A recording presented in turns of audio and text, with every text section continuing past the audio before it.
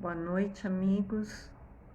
Mais uma semana se iniciando e nós no trabalho firme do Evangelho vivenciado através do conhecimento aplicado nos nossos dias. Através do livro Boa Nova, capítulo 16, que nós estamos conversando sobre o testemunho de Tomé. Nós vamos encontrar na narrativa de Humberto de Campos, pela psicografia de Francisco Cândido Xavier, a situação colocada da seguinte forma. Marcos, o evangelista, descreve que em Dalmanuta os fariseus discutiam para experimentar a Jesus. Exclamou com energia serena então o Cristo, entremostrando a dor da incompreensão que ele era alvo. Porque essa geração pede um sinal do céu.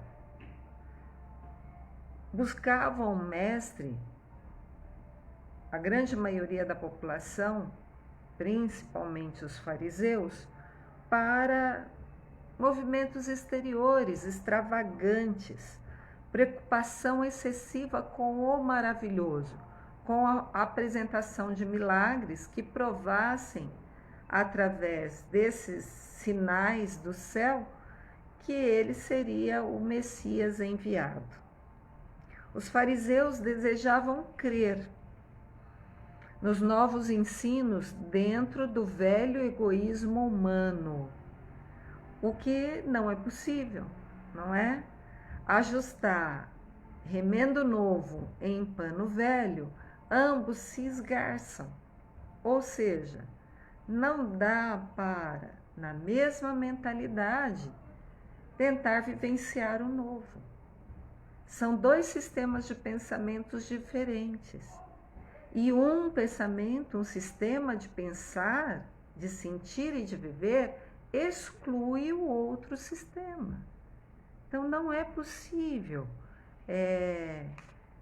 trabalhar o novo com a preocupação excessiva e o apego às coisas do passado. E na base da troca, que é o simbolismo do ego, receber, enquanto que na base da fé se faz sem receber. Então, são dois sistemas de pensamento totalmente divergentes, excludentes, né?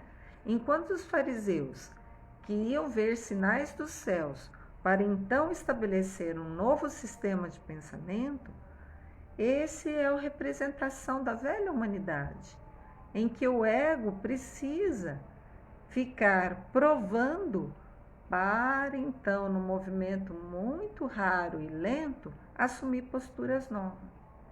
Já pelo caminho, pelo sistema de pensamento da nova humanidade, baseado no Espírito Santo, na fé, se faz ao contrário, se crê nas coisas que já são certas, já são propagadas, divulgadas e que se já conhece, então se crê para que elas venham a acontecer, para que venham a se manifestar no plano da matéria, porque elas já existem nos planos do sentir, do pensar. Então, fazer é uma consequência. Tomé é o discípulo mais preocupado para dilatar as influências junto aos homens considerados mais importantes e ricos. E ele, então, vive pedindo ao Mestre Jesus sinais dos céus em favor daqueles que se encontram posicionados ainda baseado no sistema de pensamento de ver para crer.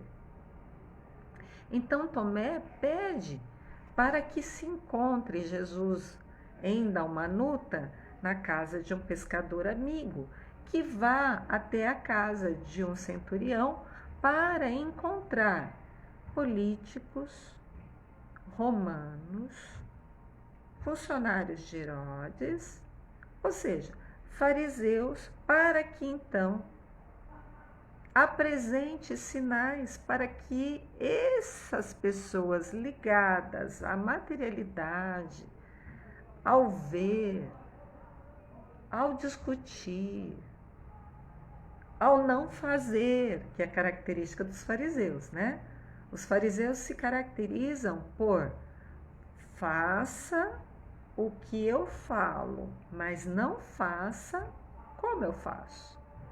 Eis o lema que caracteriza bem a forma de situar desse grupo de conhecedores das leis antigas, chamada fariseus.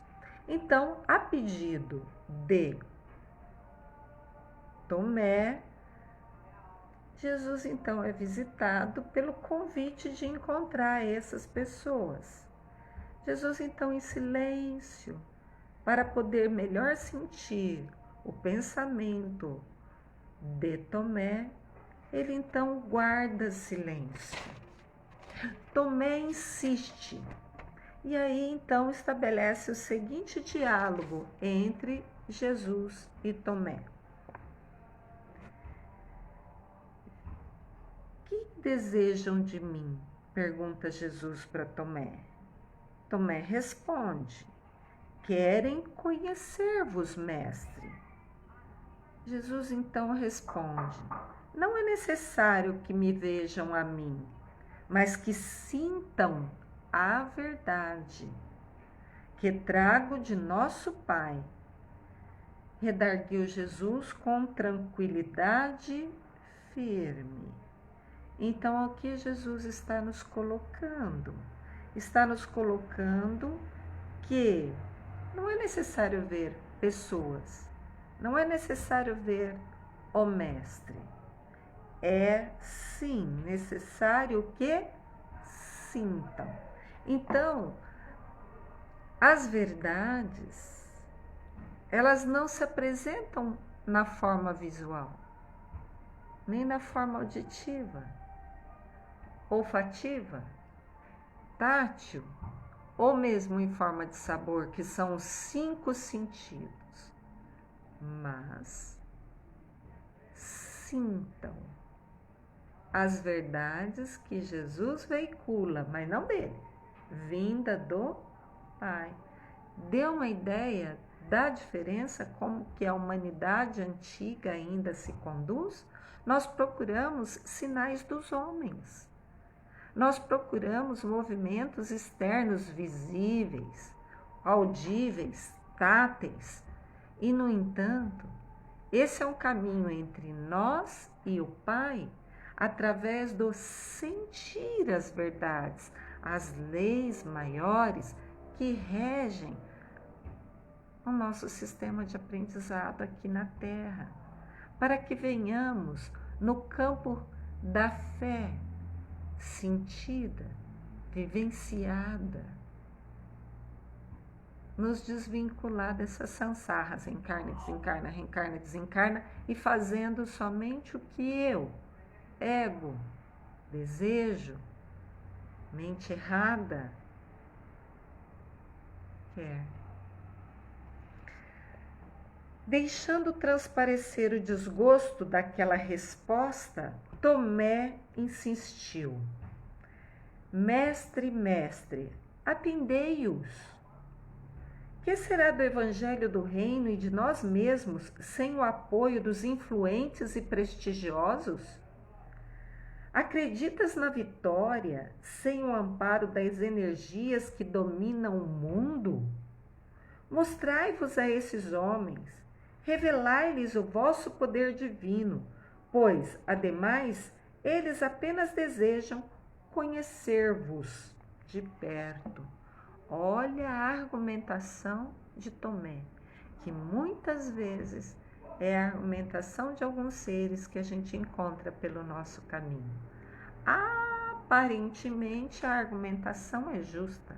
Nós precisamos daqueles que controlam o mundo. Sim, controlam o mundo da matéria. o mundo da ilusão, o mundo da mente errada. Se nós desejamos conquistas nesse mundo, somente no mundo material, então vamos continuar nossas experiências repetitivas, até que aprendamos que o que é real, o que é verdadeiro, o que é válido nessa vida biológica, após a vida biológica, na vida maior, em qualquer lugar do universo, a qualquer tempo, são as leis estabelecidas por Deus, nosso Pai, em que é tudo regida pela lei do amor. Primeiro dá, para depois receber. Perdoa, mesmo que o outro não nos compreenda. São leis que a gente ainda não está habituado a aderir de coração, mas das quais nós já conhecemos e que Jesus está falando aqui, que é para sentir, porque as verdades que ele traz do Pai é sentido, e ao sentir, então fazer, estabelecendo um novo paradigma de ações aqui. Aquelas ações que é, por exemplo, perdoar, mesmo aqueles que nos maltratam. O simbologismo maior da culminância das existências materiais aqui na Terra é aquele estabelecido ao pé da cruz.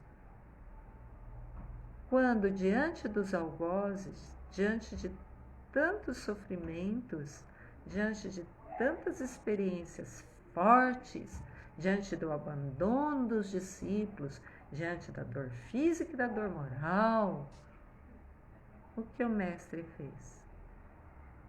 A lição maior que ficou para a humanidade, que é a caridade no mais alto grau. Pai, perdoa-lhes, porque não sabem o que fazem. A nossa chave para o nosso processo de redenção é perdoar. Em nos perdoando, tudo o que fizemos para chegar até ali é limpo, é expiado, porque o amor cobre a multidão de pecados. Alguns vão falar assim, mas aí vai ter que consertar o que fez de errado quando estávamos na inconsciência. Sim, e esse consertar é viver a experiência que vai ser trazida novamente, só que vivendo e escolhendo de forma diferente do que está acostumado. E aí não há sacrifício, porque há um labor santo, sacro, santo, ofício, e não peso. Mas a leveza do que Jesus falou, meu fardo é leve, quer dizer, tem fardo, tem experiências, tem vivências, tem circunstâncias, que se olharmos com os olhos do Cristo, ou seja, conhecendo, sentindo e vivenciando essas leis maiores, fica leve, estará leve. Tomé, exclamou o Senhor, com energia. Deus não exige que os homens o conheçam, senão no santuário perfeito do conhecimento de si mesmo. Nossa, tem verdades aqui imortais. Primeiro, nós só vamos conhecer Deus pelo campo do conhecimento de si mesmo. Por que como que eu conheço a Deus conhecendo a mim mesmo? Ora, nós somos imagem e semelhança de Deus. E isso não quer dizer que nós parecemos com cabeça, 2 braços, pernas, não, porque Deus é imaterial. Imaterial. Se ele é imaterial, não parecemos fisicamente com ele, mas somos imagem e semelhança dele porque nós somos mente, igual ele. Pensar, sentir e fazer de acordo com o Pai. Eis o que nós somos, filhos de Deus. Somos reconhecidos como filhos de Deus, se fizermos, se sentirmos e se agirmos como Pai. No verdadeiro sentido do ditado popular, filho de peixe, peixinho é. Se Deus é amor, portanto, para sermos identificados como os filhos dele, devemos transitar nessas linhas do amor, do perdão.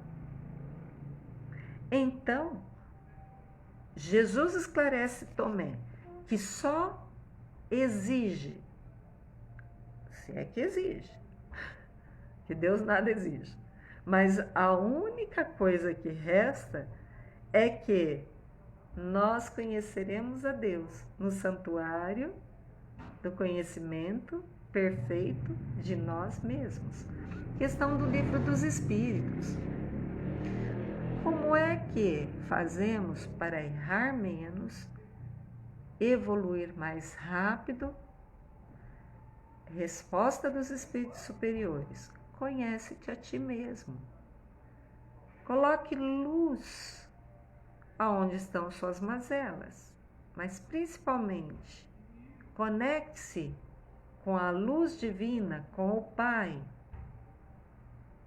identificando-se como filho dele, pensando como ele, sentindo como ele, agindo como ele, colocando luz a essa nossa essência, que é filho, centelha divina, imagem e semelhança a ele, é que nós vamos desvencilharmos lenta, gradualmente, mas seguramente, do homem velho para o nascimento do homem novo, ou seja, com novos padrões de sentir, de pensar e de agir, que vai ser característico dessa nova humanidade, que vai se estender para todos.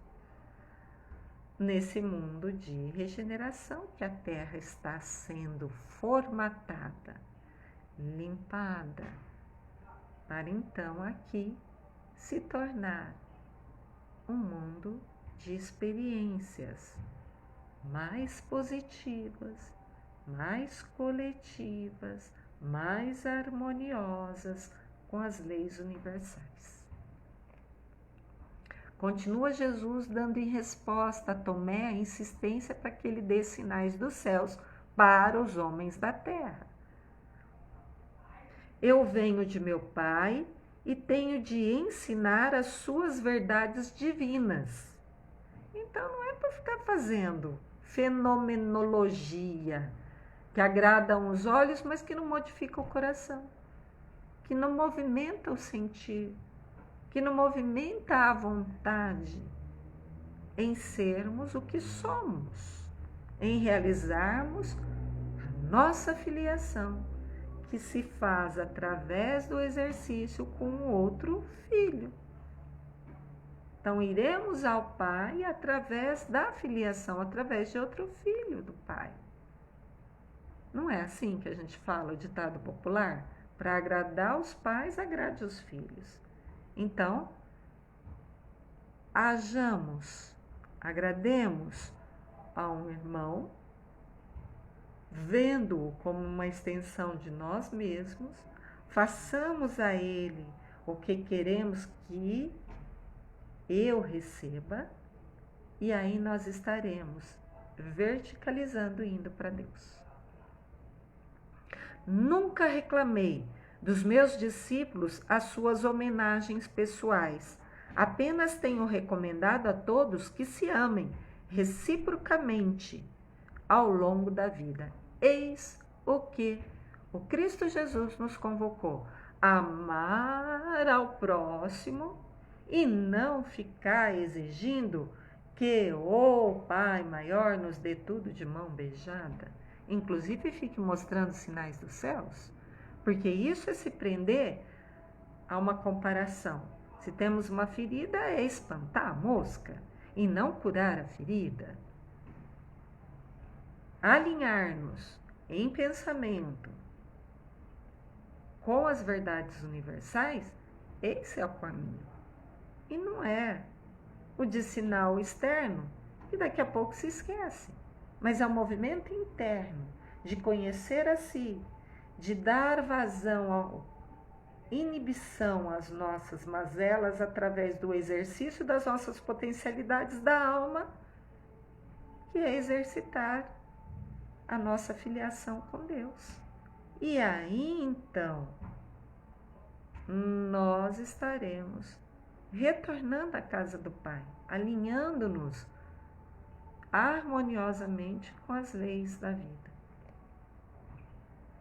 E desfazendo as ponderações descabidas do discípulo, que é Tomé tentando convencer Jesus a fazer mais sinais dos céus para patrícios, romanos, funcionários de Herodes, ricos, poderosos, Jesus continua. Julgas então que o evangelho do reino seja uma causa dos homens perecíveis? Essa é a pergunta de Jesus quando Tomé argumentou que precisa dos homens da terra para que o evangelho se estabeleça. Então Jesus está fazendo Tomé pensar.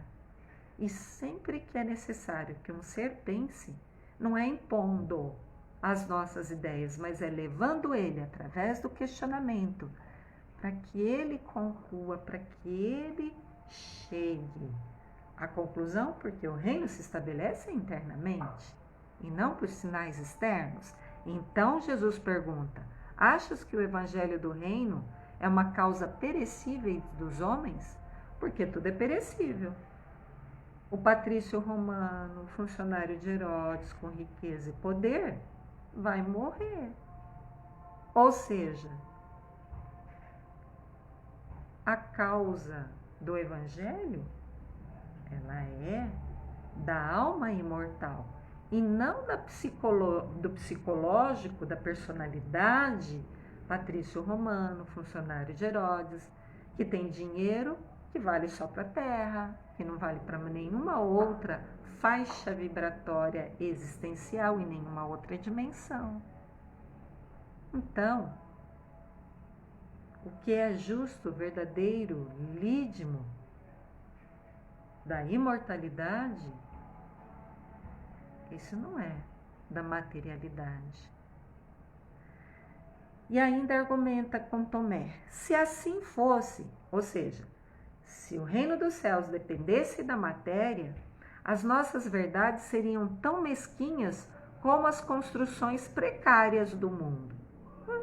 Tanto é que tem aí poder, instituições estabelecidas, e olha o que nós estamos inseridos no meio de uma pandemia, em que antes de se pensar no coletivo, se pensa em manipulação, se pensa em usurpação de bens, se pensa em sobreviver a eu independente dos outros, se pensa ainda em poder político, se pensa ainda em manipular informações.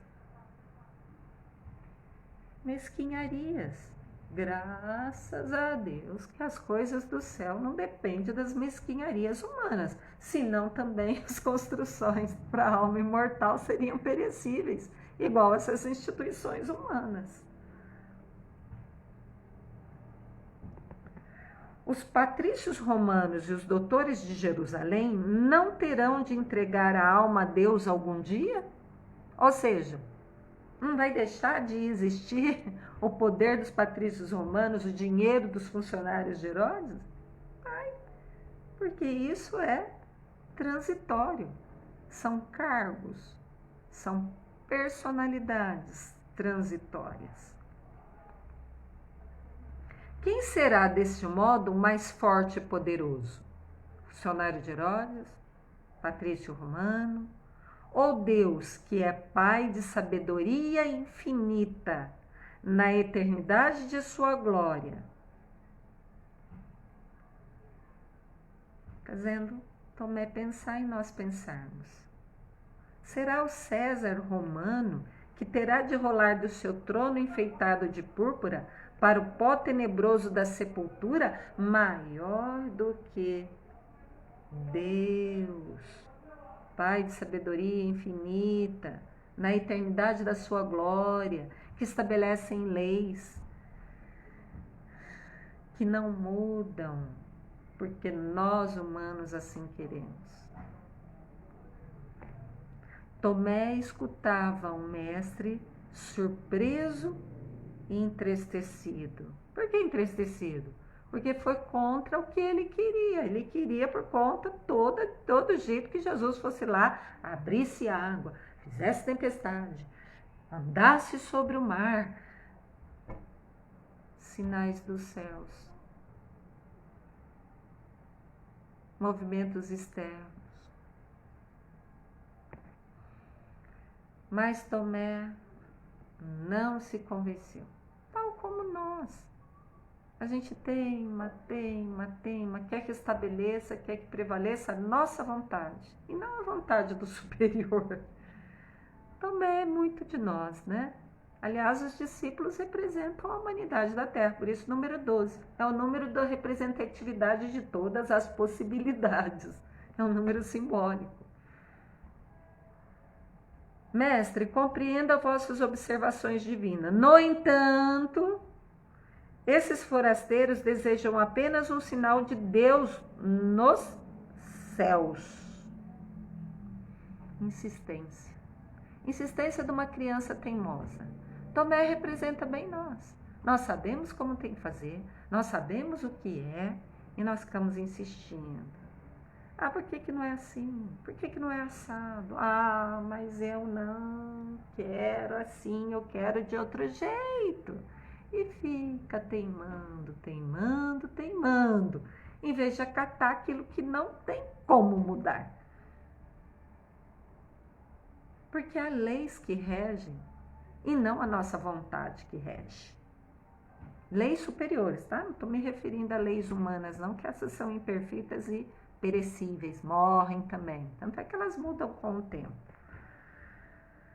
Responde Jesus: mas, se são incapazes de perceber a presença de nosso Pai, porque já são da tribo de Israel, já são fariseus, eles já conhecem as verdades universais, como poderão reconhecer-lhe um simples sinal? Os pais humanos sabem que sem o seu esforço ou sem a generosa cooperação de alguém que o substitua à frente da família, não seria possível o desenvolvimento de seus filhos, no que se refere à assistência maternal. Contudo, Jesus vai fazer um paralelo. Contudo, os homens do mundo encontram a casa edificada da natureza com a exatidão de suas leis e timbram sempre em negar a assistência da providência divina. Olha que doidura! Nós verificamos a natureza funcionando harmonicamente, sincronizadamente, dando-nos tudo o que é necessário. Alimentação, remédio, tudo vem da natureza. E, no entanto, nós negamos. Somos mesmo crianças espirituais. Infantilidade é a nossa marca registrada, de não querer ver, de não querer enxergar, de não querer assumir que já chegou a hora de crescermos e chegou a hora de agirmos maduramente, assumindo a nossa filiação. Vai, Tomé, diz Jesus, e diz-lhes que o evangelho do reino não se destina aos que se encontram satisfeitos e confortados na terra. Destinam-se justamente aos corações que aspiram uma vida melhor. O evangelho, então, tem esse propósito de chegar aos corações que já estão desanimados com o mundo, com a materialidade, com os movimentos puramente humanos. O evangelho é para aqueles que já estão enfadados das estruturas políticas, sociais e econômicas e que querem viver uma outra ordem, uma nova ordem, mais real, mais justa, mais equitativa, de ordem coletiva e que tenha validade não só para hoje, mas para qualquer tempo. não só para a Terra, mas para todo o universo. Ou seja, precisamos conhecer, sentir e vivenciar as leis universais que regem a vida. Senão vamos ficar batendo cabeça, tentando mudar aquilo que não vai mudar, porque são leis universais, imortais. Ante a firmeza das elucidações, o apóstolo não mais insistiu. Ainda, porém, interrogou o hesitante. Olha só, Tomé é bem nós, né? A gente até não insiste, porque a argumentação, e vindo de um ser como um Cristo, em que não há o que se cogitar, não há o que se desculpar, mas mesmo assim a gente acha um jeitinho de insistência. Tudo para não fazer o que tem que ser feito. É o nosso ego querendo comandar, mesmo sabendo de leis superiores que nos regem. Então vamos lá. Mestre, qual será então a nossa senha? Como provar às criaturas que nosso esforço está com Deus? Porque para Tomé, para provar que nós somos de Deus, tem que fazer sinais grandiosos. Tem que ficar doente, tem que ficar deprimido, tem que chorar, tem que fazer abrir as águas, tem que parar tempestades, tem que caminhar sobre as águas. Não são grandes sinais. E Tomé, hesitante como nós, ainda pergunta: então, quais são os sinais, Senhor? Uma só lágrima, que console e esclareça um coração atormentado, explicou Jesus, vale mais do que um sinal imenso no céu. Deu notícia? Consolar, atender a um coração, mesmo que ele seja de um inimigo, mesmo que seja a distância. Eis o sinal dos céus, a senha verdadeira, para que venhamos a ter paz e alegria nessa terra. Na quarta-feira continuaremos as reflexões em torno de Tomé e desses ensinos referentes aos sinais dos céus, que não são sinais externos, são sinais de movimento nosso interno, de adesão às verdades universais. Abraços fraternos, amigos.